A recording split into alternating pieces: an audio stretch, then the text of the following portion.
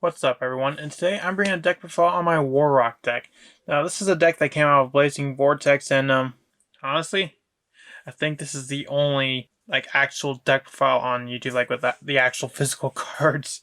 Because I tried finding some to use at least a bit of a reference, and I could not find anything. And that's probably because Warrocks aren't that great. I managed to make at least something someone could using other cards and stuff. So there is things that you can do, but there are better decks. So with that out of the way, let's get right into the video.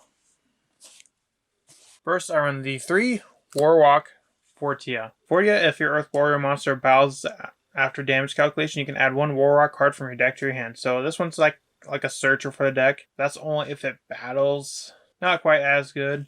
And all Warlock monsters you currently control gain 200 attack until the end of your opponent's turn, which is okay. And if this card is sent from your monster zone to the graveyard by an opponent's card effect, you can special summon 1 level 5 or higher Warlock monster from your hand or deck. But that requires your opponent to destroy it by card effect, which they're not going to do that. Next, I run the 3 Warlock Gactos. Now, Gactos is not, I'd say that's probably the best Warlock monster, because if an Earth Warrior monster is normal or summoned to your field, you can special summon this card from your hand. And this card is sent to the monster zone to your graveyard by an opponent's card effect. You can special summon a level 5 or higher monster. All of them have that last effect to when they're sent to your opponent's grave by card effect, but that will require your opponent to target them by card effect, and knowing that we're going to get advantage, they aren't going to do anything about that. So at the very least, it special summons itself from the hand. Next, I run 3 Warrock Orpis. If you control no monsters or all monsters you control are warrior monsters, you can also summon this card without tributing. So that one's decent. Now we get to, in my opinion, the 2 weakest of the deck, which is being Warrock Skylar and Warrock Basilios. Skylar gains 1 attack for each monster your opponent controls during the battle phase, which your Earth Warrior monster battles. Quick effect, you can target 1 level 5 warrior monster in your graveyard to special summon it. That's not bad, but one thing is it's a level 6. If it's level 4, you can just normal summon no problem, which would mean you need the field spell. Then we also have Basilios. During a battle phase in which your Earth Warrior monster battles, quick effect, you can activate this card. This card can attack directly this turn. So I'll run 1 of Basilios because the only way you're really going to want to summon it is through the effect of either itself when your opponent sends one of your cards to the grave by a card effect, which as I stated before is unlikely, or through the field spell. Next, I run 3 Ash Blossom and Joy Spring, 3 Ghost Ogre, 3 Droll, and 3 DD Crow. I run a pretty big hand-trapped lineup, and because this deck can't really do anything on its own. It has no extra deck monsters. It only has 2 spells, one of them being the field spell, which is okay. It's not too bad. And another spell called Warrock Ideal, which is terrible. So that's at least hurts your opponent. So it makes it somewhat playable. I also run 1 Red Eyes Black Dragon and 1 Dark Magician, because I run Dragoon in this, because what else do you have? Moving on to spells. I run 3 Warrock Mountain.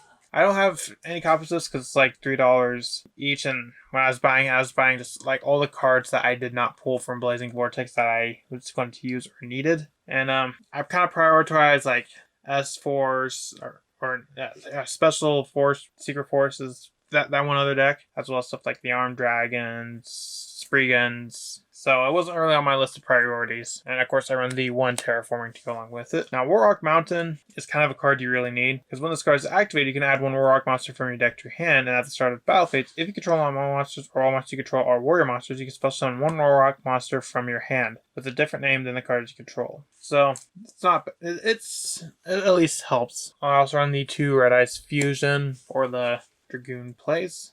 The 1 Monster Reborn, the 1 Reinforcement of the Army, and the 3 Pot of Prosperity, because the extra deck is honestly just all I did was just put a bunch of good extra deck monsters in there, because Warrocks don't have their own extra deck monster. So you just gotta use a bunch of good rank 4s, links, stuff like that. So there's a lot of free space. And lastly, for the traps, I run 3 Royal Decree. Now I may be wondering, Why are you running Royal Decree? Mainly because we're in a more of a control-oriented format, at least as a recording of this video. Like, this was recorded before the ban list, and I don't know if this is coming out after the ban list has already came out. And this is mainly like a counter for like Eldritch. And it'll hurt some, like, I'd say Virtual World a tiny bit. Doesn't hurt Tri Brigade. I don't know much about, well, and it doesn't hurt Drytron, but it does hurt Eldritch. Moving on to the extra deck.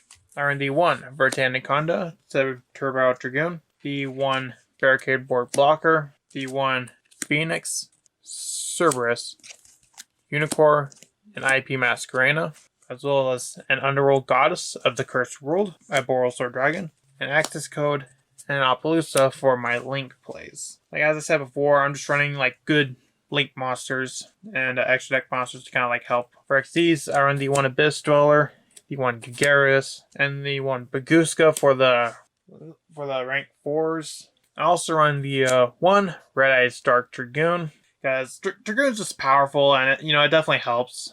And the last one is kind of like a flex spot. Like, I did have Dingirsu, but that was before I took out the 2 copies of Basileos and just went down to 1. So it's not really a usable card anymore, so this one's kind of like a flex spot. So that's going to be all for this deck profile. Let me know, what do you think of Warrocks? Do you think it's trash? Do you think it's maybe it can do something? Let me know in the comments, and I'll see you in the next video I make. Bye.